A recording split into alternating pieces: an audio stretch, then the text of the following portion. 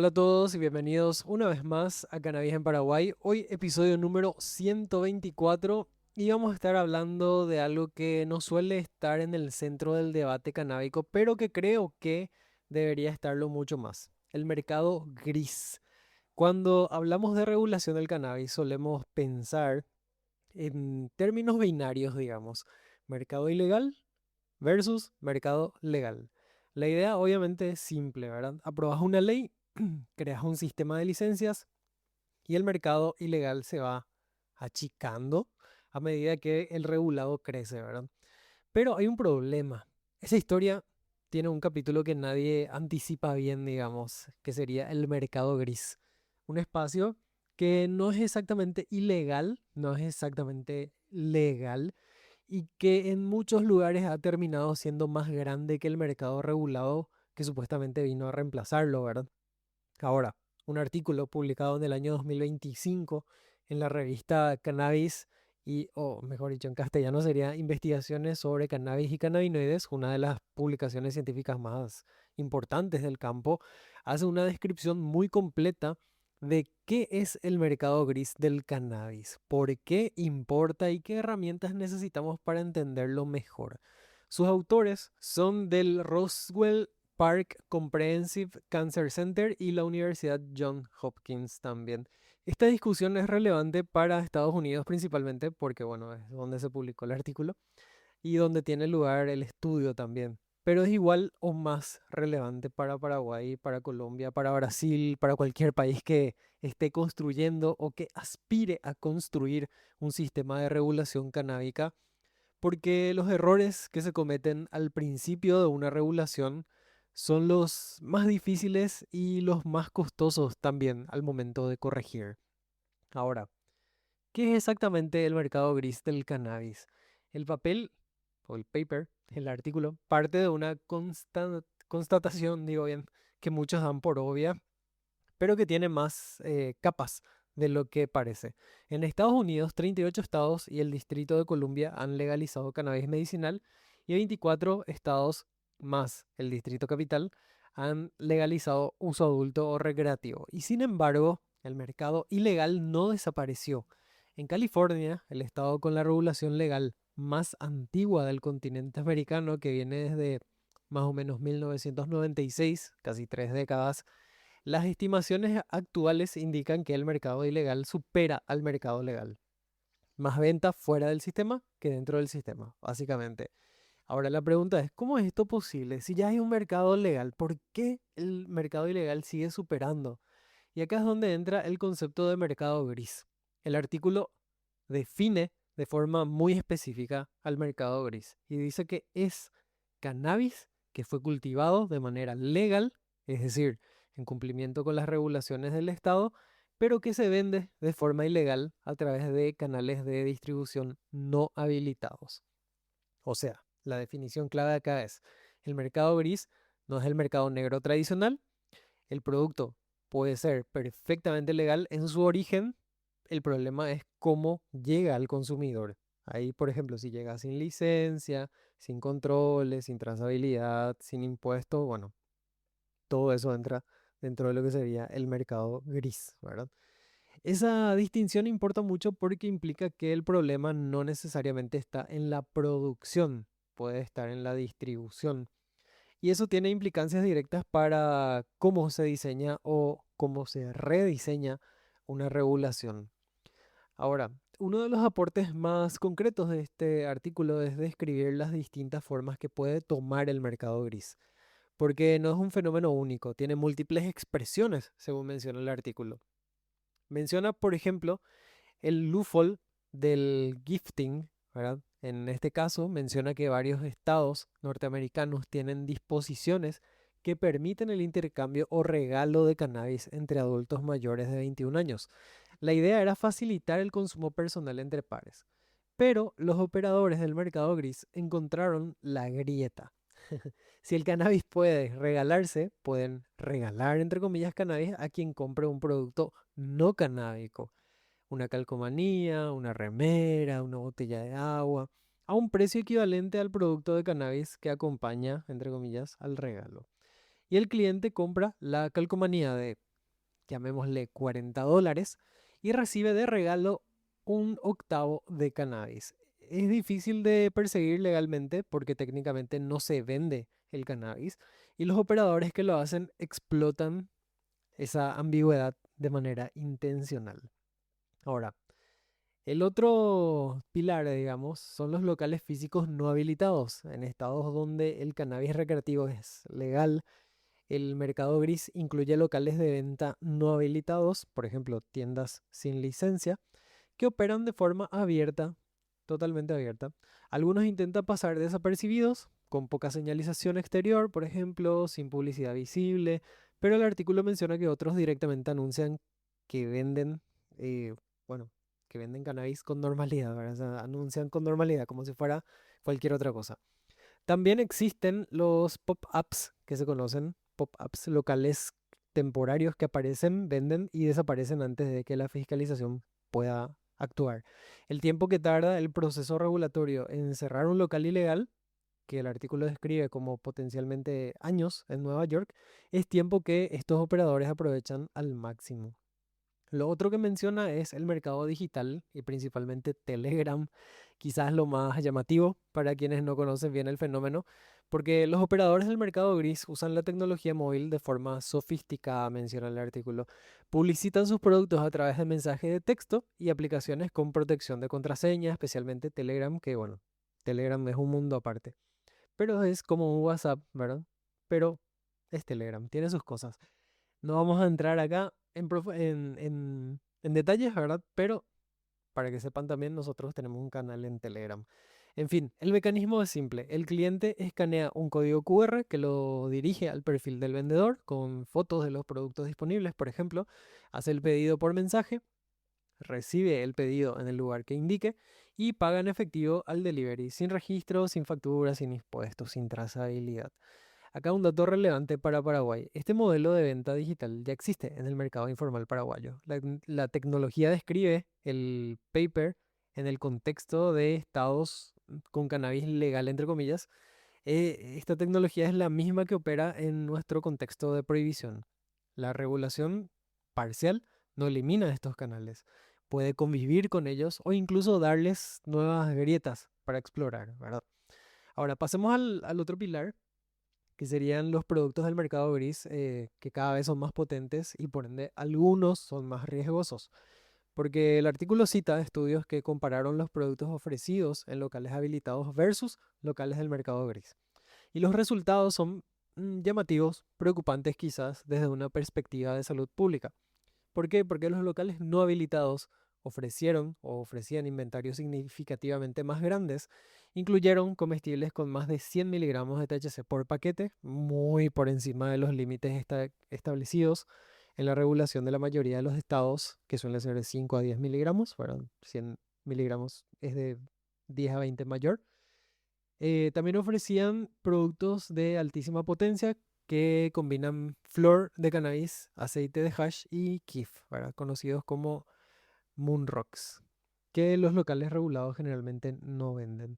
Además, los locales grises tenían más probabilidades de ofrecer muestras gratuitas, ofertas 2 por 1 y programas de fidelidad para clientes. Compiten por precio y variedad. Y sin los costos de la habilitación, sin los costos de los impuestos, sin los controles de calidad y sin el etiquetado requerido.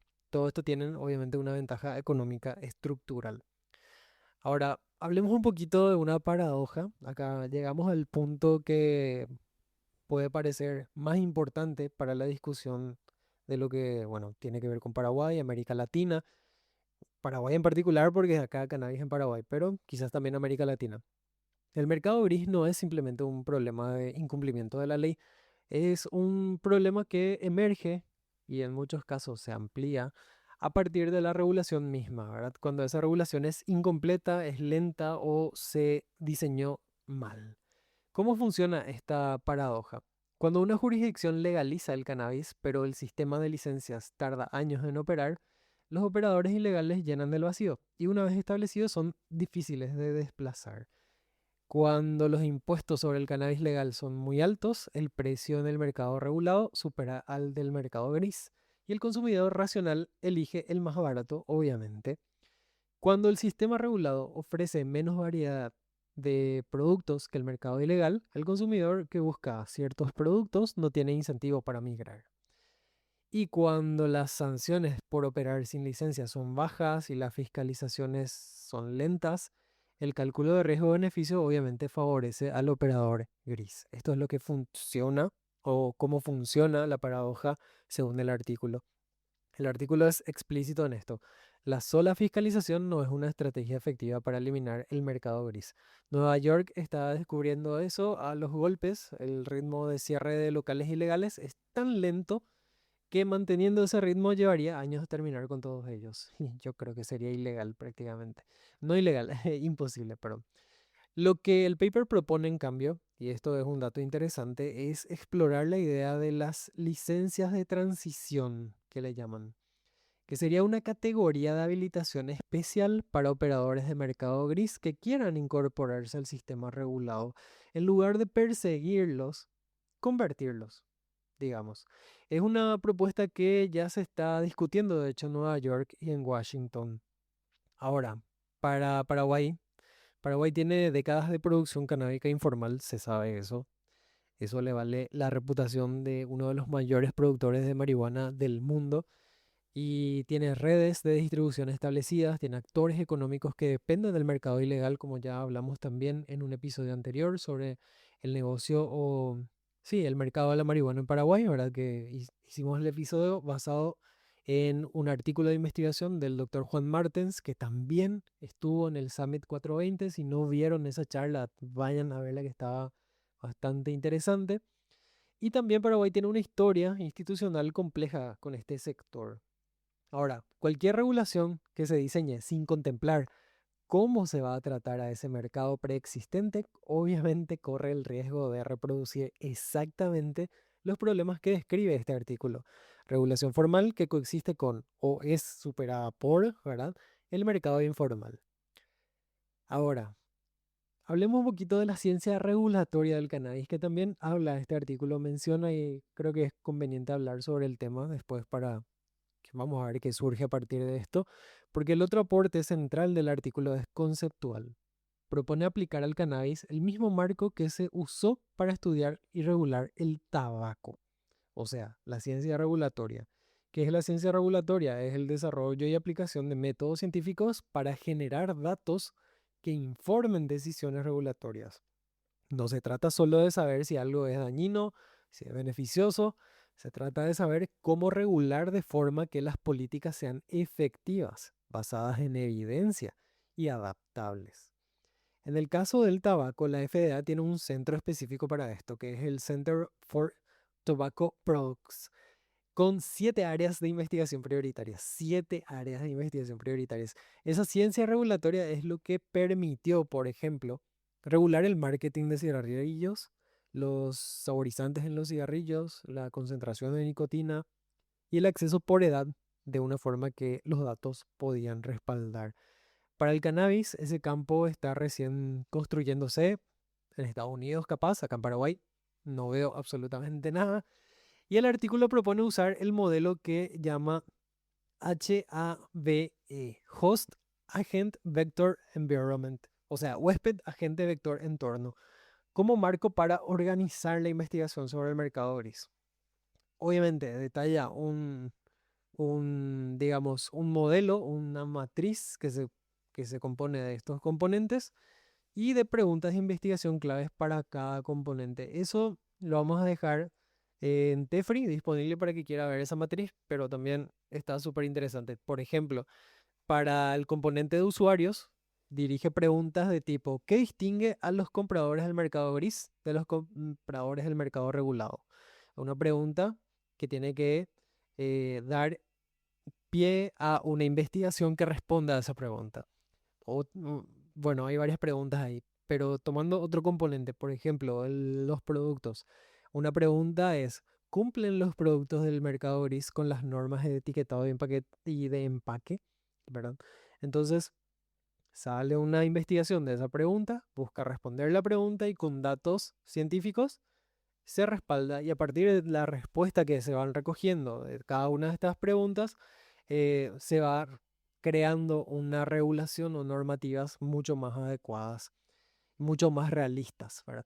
Lo que hace valioso este modelo es que fuerza a mirar el fenómeno en su totalidad, no solo desde uno de sus componentes, que generalmente es lo que se hace, ¿verdad? El mercado gris no se puede entender solo mirando al consumidor o solo mirando al producto o solo mirando a la legislación. Es la interacción entre todos estos elementos lo que hace persistente y difícil de eliminar al mercado gris. ¿Y por qué importa todo esto Paraguay y la región ahora?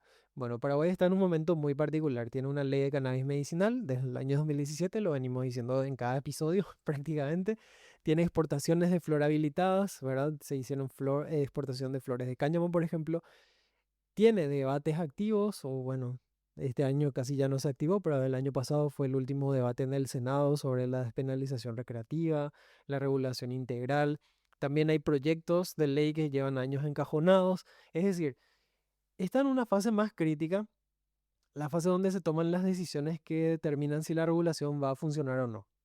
El artículo de Sleason y colegas no habla de Paraguay, pero sus lecciones son directamente aplicables. Algunas preguntas que el paper nos obliga a pensar para nuestro contexto es qué pasa con el mercado informal paraguayo si se aprueba una regulación del cannabis adulto sin contemplar cómo incorporar a los actores existentes. ¿Se va a reconvertir o va a seguir operando en paralelo? ¿Qué va a pasar? Nadie se pregunta de eso. Muchos de los que están en ese mercado informal, digamos, tienen miedo también porque probablemente puedan desaparecer, probablemente se les persiga, probablemente se busque eliminarlos antes de abrir un mercado, no sé, no sabemos. Es una pregunta que hay que hacernos. Otra pregunta es, el sistema de licencias que se está diseñando, por ejemplo, o que se discutirá cuando el debate avance, ¿verdad? Contempla los costos de entrada que determinarán si el mercado regulado puede competir con el informal o no. Una pregunta bastante particular podría ser también si hay investigaciones locales sobre el mercado informal paraguayo, sus actores, sus productos, sus cadenas de distribución, su tamaño, todo esto que permita diseñar regulaciones informadas o se van a diseñar regulaciones sin datos sobre la realidad que se pretende regular. Y una última pregunta, ¿cuál es el plan para que la gente que hoy accede al cannabis a través del mercado informal tenga incentivos reales, ya sea de precio, de variedad, de acceso, para migrar al mercado regulado?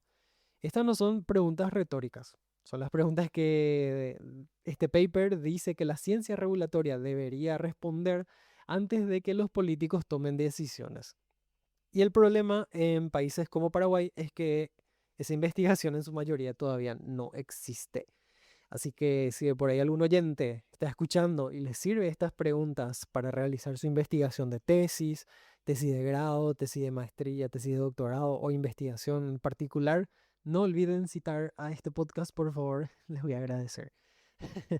Bueno, y obviamente la brecha más peligrosa, bueno, en América Latina tendemos a importar modelos regulatorios sin importar primero la evidencia que los respalda, ¿verdad? Entonces el riesgo es diseñar una regulación que en el papel suena bien, pero en la práctica es incapaz de competir con el mercado que intenta reemplazar. Entonces, para ir cerrando, ¿qué nos lleva este artículo? Legalizar el cannabis no significa automáticamente que el mercado ilegal va a desaparecer. Puede significar lo contrario. Puede ser que surja un mercado gris que se aproveche de las grietas de la regulación y que ofrece productos más baratos, con más variedad y que coexiste o compite con el sistema regulado. Eso no es un argumento contra la regulación, es un argumento para hacer la regulación bien, para entender que la formalización de cannabis es un proceso complejo que requiere datos, diseño cuidadoso y obviamente ajustes continuos basados en evidencia de ser posible científica. El artículo propone que el campo de la ciencia regulatoria del cannabis, que en Estados Unidos está recién construyéndose, es una herramienta fundamental para este proceso y la clave es básicamente estudiar el mercado gris con la misma rigurosidad con que se estudiaría cualquier otro fenómeno de salud pública. Por ejemplo, como ya dijimos, mirando al consumidor, al producto, a la industria, al entorno regulatorio en conjunto y no pretender, ¿verdad?, que el mercado gris no existe. porque existe. Y muchas veces lo que quieren hacer los entes regulatorios o las autoridades regulatorias es tratar de esconder debajo de la alfombra, ¿verdad? Y eso yo creo que no ayuda en nada y no ayuda para nada. Para Paraguay, obviamente, eso implica una pregunta incómoda. ¿Estamos generando la evidencia local que necesitamos para diseñar una regulación que funcione? ¿O vamos a importar un modelo de otro país, ya otra vez, y rezar para que funcione en un contexto completamente diferente? Las respuestas a esas preguntas van a determinar en buena medida si la regulación canábica paraguaya va a ser un caso de éxito o uno más de los fracasos silenciosos que abundan en la historia de política de drogas en toda la región. Así que bueno, no les voy a dejar muchas más preguntas porque bueno, hice muchas preguntas en este episodio. Así que hasta acá el episodio 124. Nosotros nos escuchamos en una próxima edición de Cannabis en Paraguay, también los miércoles en la hipercápsula, ahora THC, tu hipercápsula. Así que bueno, infórmense, dejen sus comentarios acá abajo si tienen las respuestas a estas preguntas que he elaborado hoy. Bueno, me encantaría leerlas. Y cualquier cosa también, los materiales siempre están disponibles en Tefri. Todavía está el informe, digamos, técnico basado en las regulaciones nuevas de Brasil en Tefri, completamente gratuito para los seguidores del podcast. Así que nos escuchamos la próxima. Será hasta entonces. Chao, chao.